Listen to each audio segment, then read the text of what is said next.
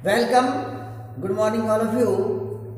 आज हम लेकर आए हैं आपके लिए क्लास 10 हिंदी मीडियम से subject SST political science, chapter number 2 संघवाद, पार्ट नंबर 5। टॉपिक भारत में विकेंद्रीकरण। भारत में विकेंद्रीकरण। सबसे पहले हम देखेंगे कि विकेंद्रीकरण का क्या मीनिंग है। विकेंद्रीकरण का होता है एक तरह से बांटना, यानी कि बांटना ही, बांटने को कि विकेंद्रीकरण कहते हैं। डिस्ट्रीब्यूट करना उसे विकेंद्रीकरण कहते हैं। किसका चल रहा था? पावर्स का, कि पावर्स को किस प्रकार से हम विकेंद्रीकरण कर सकते हैं, कैसे इसको बांट सकते हैं। देखिए, संघीय जो व्यवस्था होती है, जैसा कि हमारा चैप्टर का नाम है संघवाद, तो संघीय सरकार के अंदर जो सरकार है, संघीय सरकार के अंदर सरकार के दो या दो से अधिक स्तर होते हैं। दो या तो दो स्तर हो गए या दो से अधिक। जैसे अगर भारत देश में देखते हैं तो एक केंद्र सरकार, दूसरी राज्य सरकार, और थर्ड देखते हैं तो सेल्फ लोकल जो गवर्नमेंट है, जैसे उसको कहते हैं स्थानीय स्वशासन सरकार, पंचायती राज सरकार। तो ये केंद्र सरकार जिसे हम भारत सरकार कहते हैं, भारत सरकार जो पूरे भारत में एक है। फिर राज्य सरकार, जैसे अलग अलग राज्य की अलग अलग सरकार है, जैसे राजस्थान की अलग, कर्नाटक की अलग, महाराष्ट्र की अलग, असम की अलग, ये राज्य सरकार है, जिसे हम प्रांतीय सरकार भी बोलते हैं। तीसरा स्तर है पंचायत राज। पंचायत राज में जैसे ग्राम पंचायत है ग्रामीण शहर में, शहरी क्षेत्र में जैसे नगर पालिका, नगर निगम है आपके, है ना, और महानगर है, ये शहरी क्षेत्र में आते हैं। तो हम कह सकते हैं कि संघीय सरकार के अंदर सरकार के दो या दो से अधिक स्तर होते हैं। ये उसकी विस्तार। उत्तर प्रदेश, अब हम कहते हैं कि हमें शक्तियों का विकेंद्रीकरण क्यों करना चाहिए, क्या इसकी आवश्यकता हुई। तो देखेंगे उत्तर प्रदेश जो हमारा एक स्टेट है, राज्य है, हमारे भारत का, और एक कंट्री है रूस देश। तो हमारा उत्तर प्रदेश जो हमारा तो राज्य है, और जो रूस एक जो देश है उससे भी कहीं बड़ा है जनसंख्या में। इसी प्रकार से हमारा महाराष्ट्र जो राज्य है वे जर्मनी से बड़ा है जनसंख्या में। अब देखिए, जब एक तरफ तो विश्व के जो देश हैं और दूसरी तरफ हमारे भारत देश के प्रांत हैं, जैसे रूस और जैसे उत्तर प्रदेश और जो महाराष्ट्र है, ये उत्तर प्रदेश और जो महाराष्ट्र जो हमारे राज्य हैं, ये रूस और जर्मनी से भी जनसंख्या में बड़े हैं, उनसे भी बड़े हैं। इसलिए हमें लोकतांत्रिक व्यवस्था को अधिक मजबूत करने के लिए हमें इन शक्तियों का बंटवारा करना बहुत ही जरूरी है।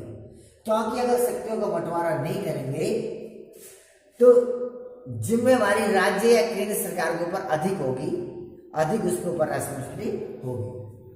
अगर हम स्थानीय सरकार में पावर्स को बांट देते हैं तो स्थानीय लोग जो समस्याएं हैं उनसे ज्यादा जागरूक होते हैं, ताकि वे शीघ्रता से उसको सोल्व आउट यानी कि सरलता से हल कर सकते हैं।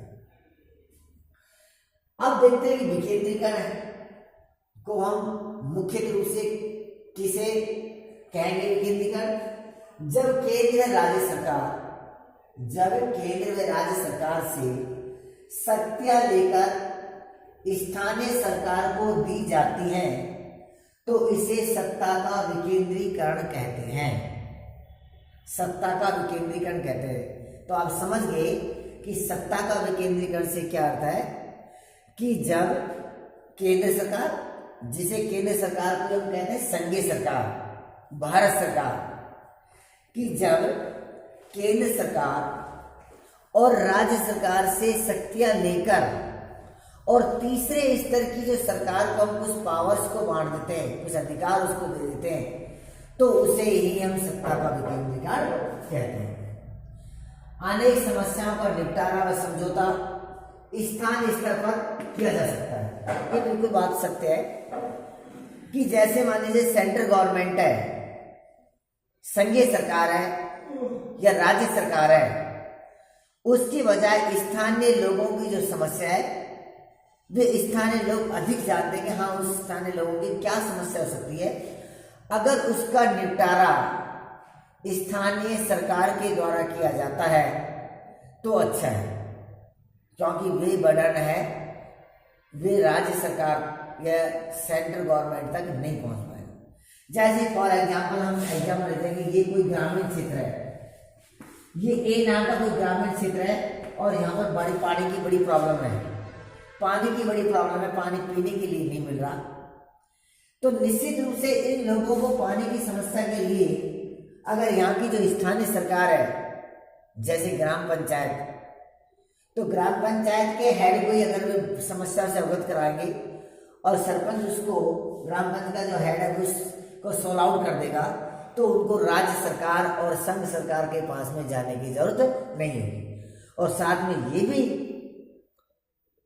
बेनिफिट होगा कि केंद्र सरकार और राज्य सरकार का वजन भी हल्का हो जाएगा, क्योंकि उनकी समस्याओं का समाधान स्थानीय सरकार के द्वारा कर देगी और स्थानीय सरकार उस समस्याओं को सोल्व आउट करने में कहीं राज्य सरकार और केंद्र सरकार से कहीं अधिक जानता है उस स्थान के ऊपर लोकेलिटी के कारण। तो इसलिए हम कहते हैं कि अनेक समस्याओं का निपटारा समझौता स्थानीय स्तर पर होना बहुत ही उचित है।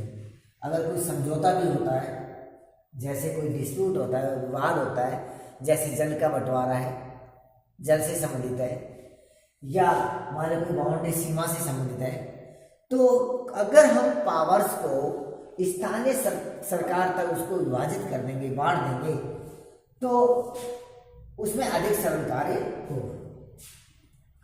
हमारे संविधान में 1992 में 1992 के अंदर एक हमारा कॉन्स्टिट्यूशन अमेंडमेंट हुआ।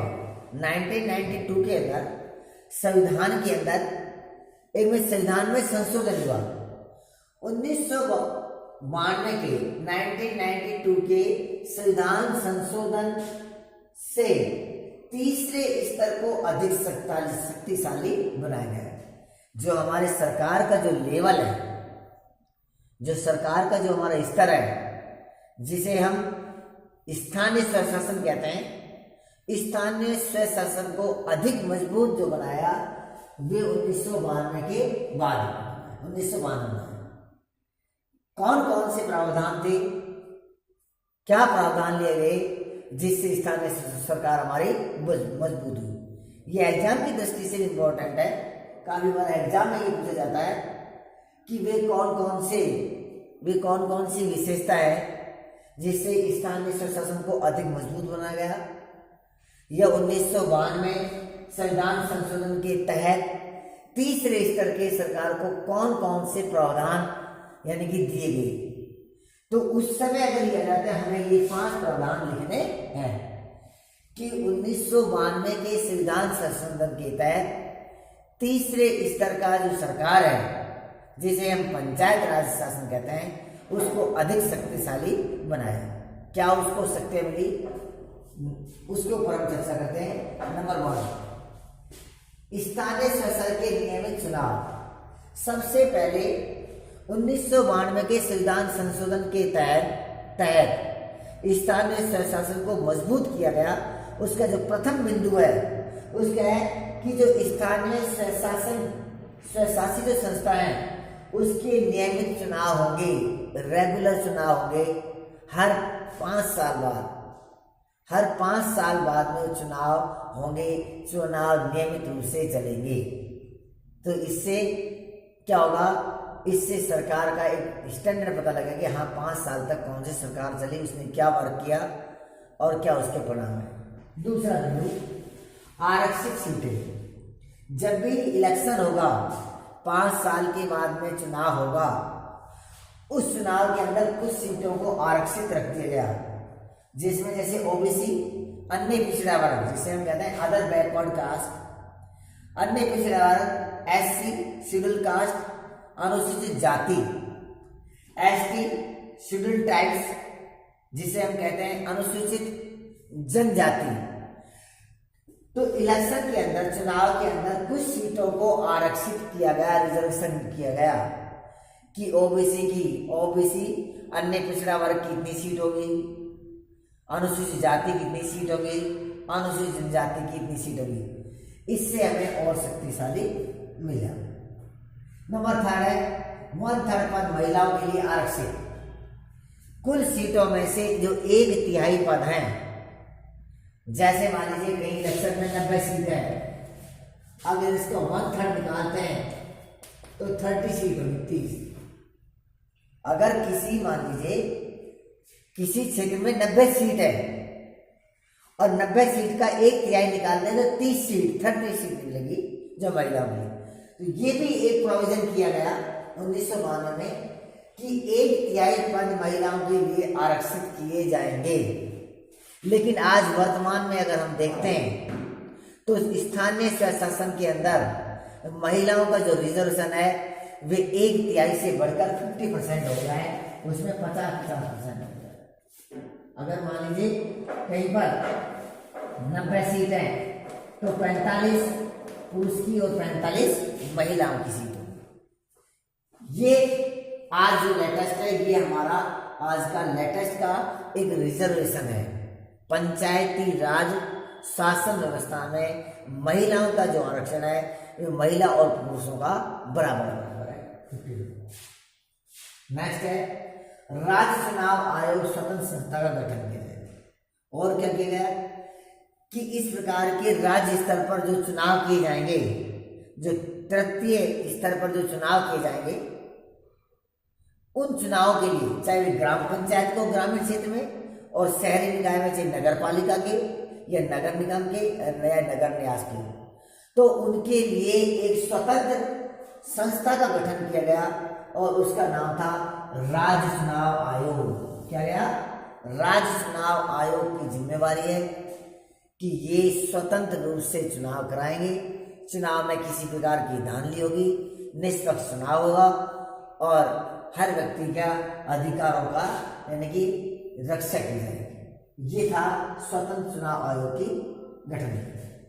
नेक्स्ट 5 नंबर देखते हैं।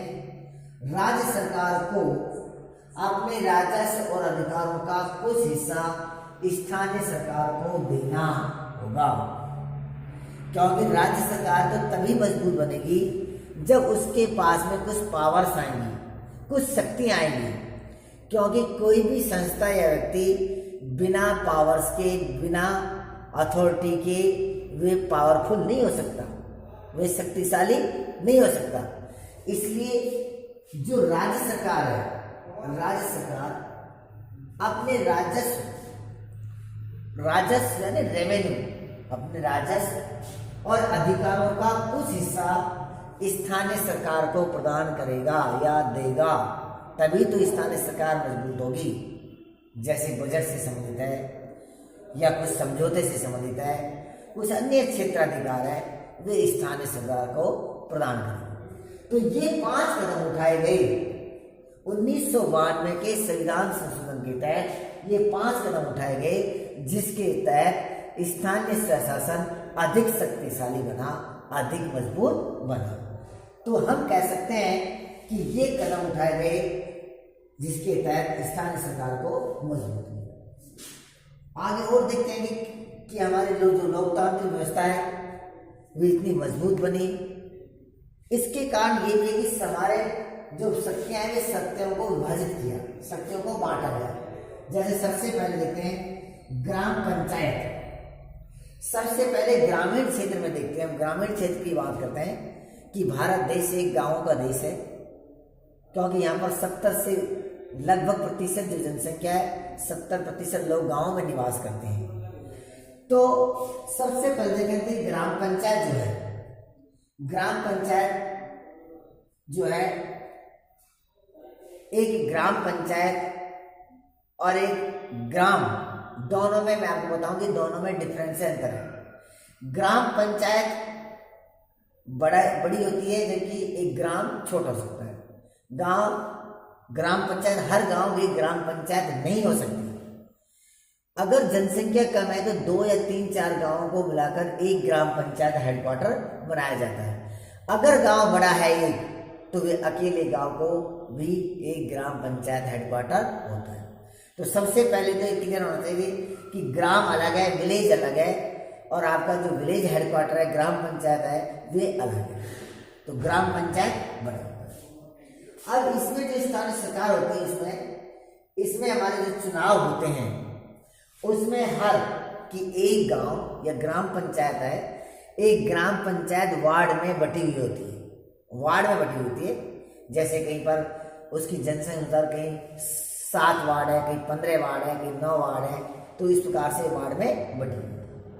तो उसमें जो चुनाव होता है उसी गांव के, उसी वार्ड के, वार्ड पंच का मैं चुनाव बता रहा हूं कि वार्ड पंच का चुनाव उसी वार्ड के निवासी जिसकी 18 वर्ष से उम्र अधिक है, 18 वर्ष कंप्लीट है या 18 वर्ष से अधिक है, तो वे व्यक्ति मतदान कर सकता है। उसी वार्ड का होना चाहिए मतदान, तो वे जीत जाने वाले रूप से कहते हैं वार्ड पंच। उसके बाद में उस ग्राम पंचायत के समस्त मताधिकारी, जिसमें महिला और पुरुष है, वे वहां पर चुनाव करते हैं। तो गांव के मुखिया को कहते हैं सरपंच। क्या कहते हैं? सरपंच। उप सरपंच का चुनाव ग्राम पंचायत के जो सदस्य हैं, यानी ग्राम पंचायत के जो हर सदस्य भी चुनाव नहीं करते। उप सरपंच का चुनाव सरपंच के दूसरे दिन, यानी प्रथम दिन तो वार्ड पंच और सरपंच का चुनाव होता है, और दूसरे दिन उप सरपंच का चुनाव। उप सरपंच के चुनाव में केवल पंच, जो वार्ड पंच है, उप सरपंच के चुनाव में केवल वार्ड पंच और सरपंच ही मतदान का प्रयोग करते हैं। तो उप सरपंच का चुनाव किया जाता है। इसकी बैठक एक साल में कम से कम 2 और 3 बैठक होना बहुत जरूरी है, जैसे 15 अगस्त और 26 जनवरी और 2 अक्टूबर को, ये बहुत जरूरी है। वैसे 5 तारीख हर माह की 5 तारीख और जो 20 तारीख है, हर माह की 5 और 20 तारीख को मीटिंग का आयोजन किया जाता है, बैठक की जाती है। अगर सरपंच को कोई अति आवश्यक काम हो तो वे आकस्मिक मीटिंग भी बुलाकर मीटिंग का आयोजन कर सकता है। राजस्व, एक ग्राम पंचायत की भूमि के अंदर उसका एक राजस्व यानी कि क्षेत्राधिकार है कि उसके अंदर जो भी उसे प्राप्ति होगी वो उसे ग्राम पंचायत का अधिकार होगा। ये ग्राम पंचायत के अधीन उस ग्राम में पानी की समस्या को सोल्व करना, बिजली को, सड़क का साफ सफाई का ध्यान रखना, इसका सब कुछ अधिकार उसको ग्राम पंचायत। अब ग्राम पंचायत से बड़ी होती है पंचायत समिति। जब कुछ ग्राम पंचायत मिल जाती है तो ग्राम पंचायत मिलकर पंचायत समिति का निर्माण करते हैं। पंचायत समिति को मंडल या प्रखंड स्तरीय पंचायत या खंड स्तरीय पंचायत के नाम से जानते हैं। अब इसके जो सदस्य होते हैं उसको हम बोलते हैं एमपीएस, मेंबर ऑफ पंचायत समिति, जिसे हम कह सकते हैं कि पंचायत समिति का सदस्य, नहीं पंचायत समिति सदस्य, जिसको अलग अलग नाम से जाना जाता है। कहीं इसको डायरेक्टर भी बोलते हैं, कहीं डेलीगेट्स भी इसको बोलते हैं। ये एमपीएस होते हैं आपके पंचायत समिति सदस्य। इन पंचायत समिति सदस्यों के माध्यम से जो पंचायत का जो हेड होता है वे प्रधान होता है। पंचायत का प्रधान होता है, जैसे गांव का मुखिया सरपंच होता है, ऐसे पंचायत समिति का जो निर्वाचित जो होती है उसे प्रधान कहते हैं। और इन एमपीएस के द्वारा ही प्रधान का यानी कि गठन किया जाता है। इनके भी बैठक और राजस्व अधिकार है, वे सेम ग्राम पंचायत की तरह ही अपने क्षेत्र अधिकार में है। जिला परिषद, अब एक जिले के अंदर जितनी भी पंचायत समिति हैं, जैसे ग्राम पंचायत मिलकर पंचायत समिति का निर्माण किया, ग्राम पंचायत मिलकर पंचायत समिति का, और पंचायत समिति मिलकर जिला परिषद का निर्माण किया जाता है। समस्त यानी कि पूरे जिले के अंदर, एक जिले के अंदर एक ही जिला परिषद होती है, जिसको हम ZPS कहते हैं। ZPS जिला परिषद समिति है, ये होती है ZPS। जिला परिषद में भी, जिला परिषद जो है, जिला परिषद पूरा जिला भी वार्ड में विभाजित होता है, पूरे वार्ड में होता है। जैसे ग्राम पंचायत हमारी बटी होती है, ऐसे जिला परिषद वार्ड में विभाजित होता है। उसका जो प्रतिनिधि चुना जाता है उसे हम पार्षद कहते हैं। जैसे ग्रामीण क्षेत्र में पंच बोलते हैं उसको, सेम वही भूमिका, उसका नाम पार्षद है। जब ये सभी पार्षद, इन पार्षदों के माध्यम से जो जिले का जो प्रमुख है उसे हम कहते हैं जिला प्रमुख कहते हैं। क्या कहते हैं? जिला जो प्रमुख है, वे जिला प्रमुख उस जिले का प्रमुख होता है।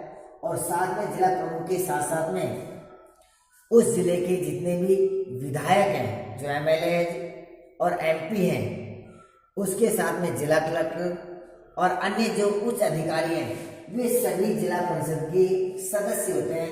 उनकी मीटिंग का आयोजन जिला मुख्यालय के ऊपर किया जाता है और समय समय के ऊपर उनको निर्देशित किया जाता है।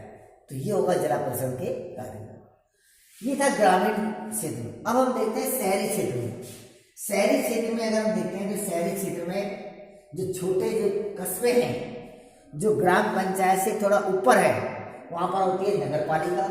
और नगर पालिका से ऊपर जहाँ जनसंख्या देती है वहाँ होती है नगर परिषद। और नगर परिषद से जो ऊपर है, जहाँ जनसंख्या और अधिक है, जो बड़े बड़े सिटी है, जैसे जयपुर है, जोधपुर है, उसमें होते हैं नगर निगम। क्या होते हैं? नगर निगम। तो शहरी क्षेत्र में हम जाते हैं, नगर पालिका और नगर निगम होता है, जो कस्बों और शहरों में होता है। तो इसमें भी जो चुनाव है वही ग्राम पंचायत स्तर तक किया जाता है कि नगर पालिका के अंदर पूरे जो कस्बा होता है, उस कस्बे को अंदर वार्ड में बांट दिया जाता है। जैसे मान लीजिए ये कोई कस्बा है और इस कस्बे को इस प्रकार से ये बांट दिया, 1 2 3 4 5, जैसे 5 वार्ड है। तो हर वार्ड के जितने भी मताधिकार हैं, वे उस वार्ड से जो कैंडिडेट्स जो खड़ा हुआ है पार्षद के, उसको ही वे वोटिंग करते हैं। तो इस प्रकार से नगर पालिका और नगर निगम का जो चुनाव है पार्षद के माध्यम से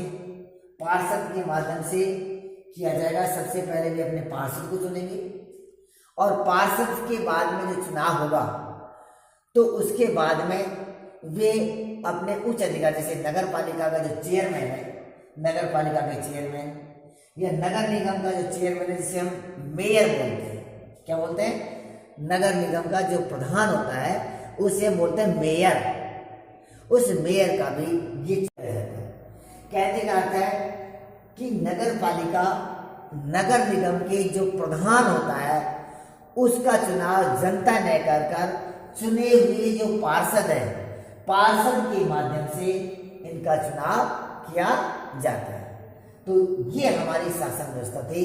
इस प्रकार से हम कह सकते हैं कि भारत में जो विकेंद्रीकरण है, विकेंद्रीकरण बांटना, जो शक्तियों का जो बंटवारा है, वे हम कह सकते हैं कि एक छोटे से कस्बा और ग्रामीण क्षेत्र से लेकर और ऊपर पूरे देश तक ये शक्तियां का बंटवारा किया गया है।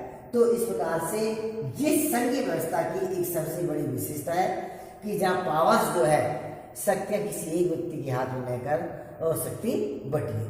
तो ये था आज का हमारा टॉपिक कि भारत में विकेंद्रीकरण। आपको ये वीडियो कैसी लगी? अगर आपको ये अच्छी लगी वीडियो तो आप इसको लाइक करना, शेयर करना। अगर कोई प्रॉब्लम्स हो तो आप कमेंट्स करना, आपकी हर प्रॉब्लम का यानी कि सॉल्यूशन किया जाए। और आप एंडिंग स्कूल सतीश कुमार के चैनल को सब्सक्राइब करना। Okay, thank you.